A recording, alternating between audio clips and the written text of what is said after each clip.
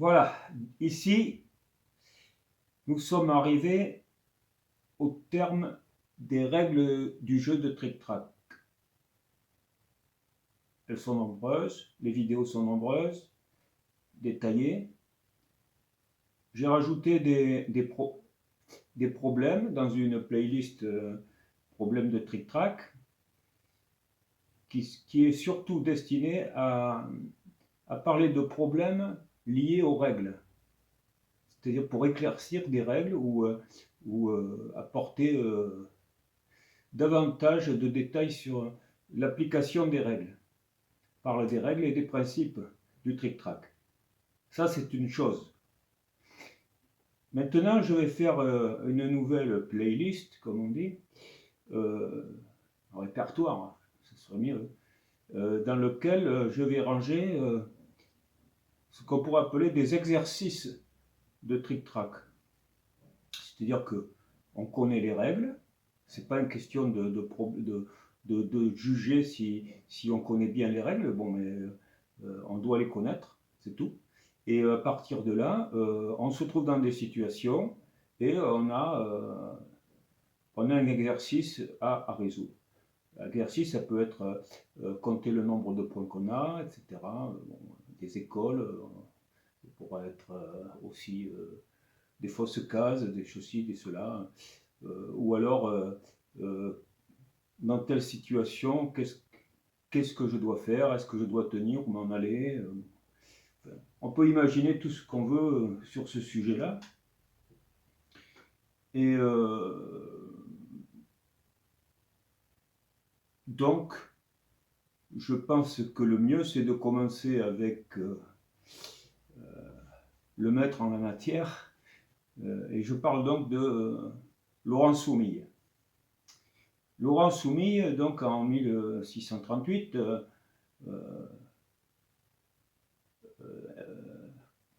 écrit un traité sur le jeu trick-track qu'il appelle le grand trick-track, ou méthode facile pour apprendre sans maître, etc.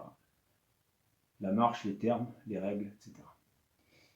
Donc ça, il a été imprimé à Avignon et il fait référence, avec la grande originalité, c'est qu'il est entièrement illustré. Entièrement illustré, toutes les pages contiennent des diagrammes et c'est une partie de jeu qui est jouée entre deux joueurs qu'il appelle Damon et Chloris. Ces deux joueurs donc vont jouer leur partie et nous apprendre à jouer au trick-track. Bien, ceci étant dit, ce qui nous intéresse, c'est la dernière page de ce traité. Et la dernière page de ce traité, c'est un problème, un exercice, on va dire, qui nous est posé.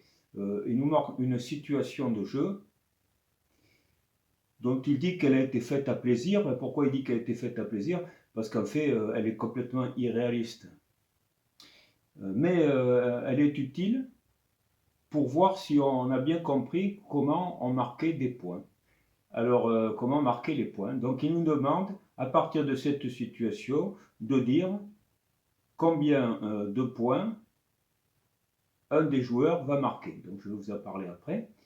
Et bon, il donne une réponse. Il donne la réponse. Donc, si vous voulez vraiment jouer le jeu, comme on dit, bon, il ne faut pas aller voir la réponse. Il faut chercher par vous-même si vous tombez sur le bon compte ou bien si vous faites une école. Vous le saurez après. Donc, je mettrai une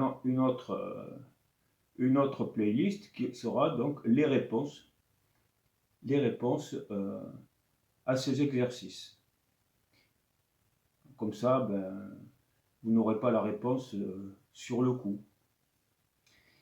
Et puis, vous pourrez vous y exercer si vous en avez envie. Voilà, enfin, donc tout ça, ça demande de connaître le trick-track, bien entendu. Autrement, ça ne sera pas possible. Bon, voilà, donc la première chose que je fais, je vais vous montrer de plus près le livre de Bernard Laurent Soumille. Je vous montre.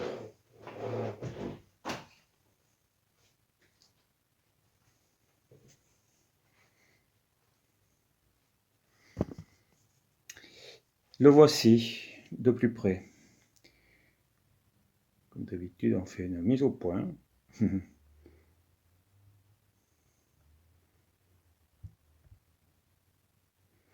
Voilà. Donc, vous voyez, donc, Cloris et Damon. Ils sont en train de jouer. Donc, Cloris et Damon en train de jouer. Et au-dessus d'eux, il y a une cage avec un oiseau. Vous voyez, Damon et Cloris. Les plus anciens joueurs de trick-track connus. Voilà, donc c'était bien édité à Avignon, vous voyez. D'accord. Et vous avez même le prix, hein, 36 sous en feuille. Donc, ils se vendaient en feuille et ensuite ceux qui voulaient les faire relier les faisaient relier dans la matière qu'ils voulaient. Pas le plastique, hein, on s'en doute. Donc voilà, du vélin, etc. Et voilà, et ici donc le grand trick-track pour apprendre 100 mètres, etc. Voilà, c'est tout ce que je veux vous montrer. Et je ne vous montre pas la figure, hein, qui est à la fin. Je ferme le jeu. Voilà. Le grand tic-tac. Voilà. Ceci étant fait, je vais me retourner à ma place pour vous montrer le problème.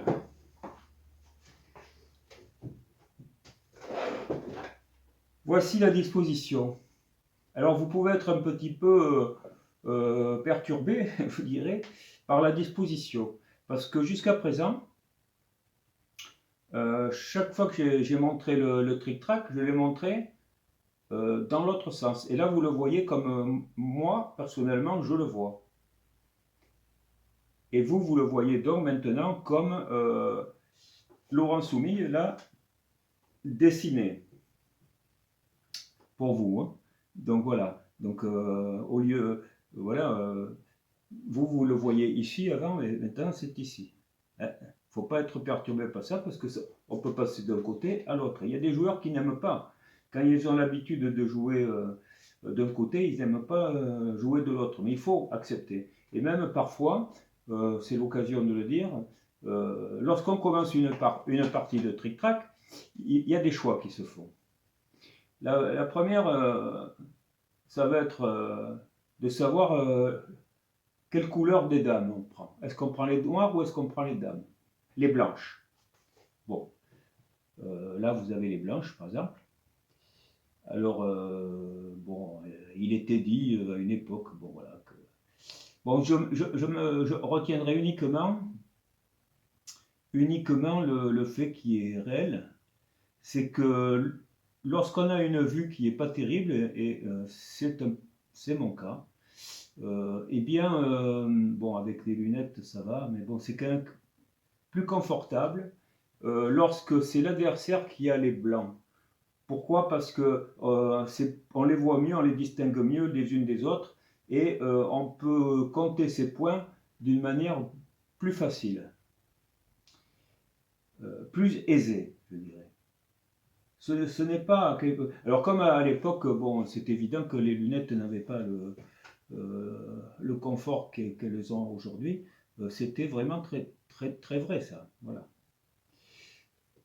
Donc, il y a qui prend les blancs, qui prend les noirs. Bon, voilà. Donc, normalement, on doit s'entendre.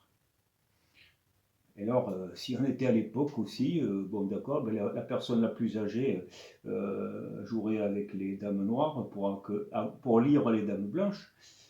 Ça ne ferait pas de problème à ce sujet-là. Si vraiment on n'arrivait pas à s'entendre, mais alors là, ça serait un problème. Mais bon, on pourrait les tirer au sort comme on fait pour le jeu de dames, par exemple, ou aux échecs, où on va tenir une dame noire dans une main, une dame blanche dans l'autre, il y en a un qui cache, et puis on tire au sort. Et c'est comme ça qu'on va distinguer. Donc là, ça c'est un premier choix. Le deuxième choix, ça va être de savoir où vont être placés les talons. Est-ce qu'ils vont être placés de ce côté-ci ou de ce côté-là? Ça aussi. Il y en a qui, moi j'ai connu une personne qui avait l'habitude, je lui avais appris à jouer d'une certaine manière, et un jour j'ai changé. Bon, je n'ai pas fait exprès, mais j'ai changé. Et là, il a dit, mais non, c'est pas comme ça qu'on joue. Donc, il n'a pas vu qu'il y avait un problème d'antisymétrie, quasiment. Puisqu'il fallait, du moment qu'on change de place, c'est comme si on avait tourné le plateau complètement. Alors, donc, il y a un choix à faire. Deuxième choix, donc. Hein. Là, on pourrait dire, s'il y en a un qui a choisi, on a donné le choix des dames à l'un, ben, l'autre choisira, par exemple, les talons. Où se mettre les talons. Ouais. Il ne faut pas prendre ça à la légère, hein, parce que dans des parties qui vont durer 1 heure, 2 heures, bon ben, on peut être appelé à désirer des choses hein, quand même. Mais bon, de notre côté, comme les parties sont longues, on s'habitue quand même assez vite, en quelques coups, à la nouvelle disposition. Il ne faut pas le nier. Il y a autre chose qui était dite. Si vous prenez les anciens traités, il y avait une raison aussi, c'est-à-dire qu'en plein jour, il n'y avait pas l'électricité comme aujourd'hui. Hein.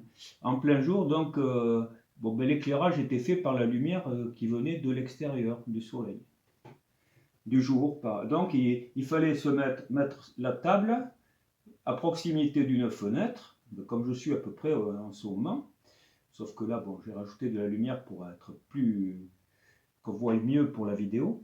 Mais autrement, c'était juste la lumière du soleil à travers les fenêtres qui éclairait le tric-trac. Et donc, il était dit que là, il fallait jouer dans le sens du soleil. Alors, ce qui s'appelle le sens du soleil, c'est en allant vers le soleil. C'est-à-dire que les talons doivent être ici. Ici. Pourquoi? Pour ne pas faire d'ombre. Si elles sont là, ben, à chaque fois, on va faire une ombre, etc. Donc là, c'était défini par le soleil. Mais par contre, comme il disait, si vous jouez le soir, donc avec des chandeliers, ben là, il n'y a plus de règles, quoi. C'est un choix entre les joueurs. Alors pour nous, c'est un choix entre les joueurs, puisque on a la lumière artificielle. Donc, ben, il faut s'habituer à pouvoir jouer d'un côté comme de l'autre. Et là, nous avons changé. Et nous avons changé, j'ai changé pour que la disposition soit exactement la même que celle que Bernard Laurent-Somille a adressée dans son traité sur le jeu de tric-trac. Alors, quel est le problème? Eh bien, qu'est-ce qu'il va falloir faire? Eh bien, vous avez les blancs, vous lancez les dés et vous faites sonner. Vous faites un sonnet. Donc, si vous faites un sonnet, c'est vous, hein, vous avez fait un sonnet. Moi je suis le deuxième joueur. Bon, voilà. Et puis, la question que l'on vous pose, c'est combien vous marquez de points. Voilà, c'est tout. Combien vous marquez de points. On voit immédiatement que les noirs ne seront pas battus à faux et ne marqueront de toute manière aucun point. Mais ici, c'est combien vous gagnez de points. Et donc, je n'en dis pas plus et je vous laisse faire le calcul. Et puis, essayez de ne pas vous rapporter au traité de Laurent-Somille qui donne la réponse. Et après, bon, c'est simplement, vous faites le détail de tous ces points, il faut faire le détail. De quelle manière vous marquez des points et combien de points vous marquez. Et enfin, que vous avez fait le total. Mais bon, il ne suffit pas de dire le total, quoi. Il faut quand même avoir fait tout le détail pour être sûr que l'on a bien compris. Si vous réussissez cet exercice sans faire d'école, eh ben, c'est que vous avez déjà bien compris une partie du jeu. Mais bon, il en manquera encore, hein, puisqu'il n'y a pas les battages à faux, par exemple. Donc voilà, je vous laisse avec cette question. Et puis je préparerai une autre vidéo sur la réponse. Voilà. Et puis à bientôt pour la réponse alors. Au revoir.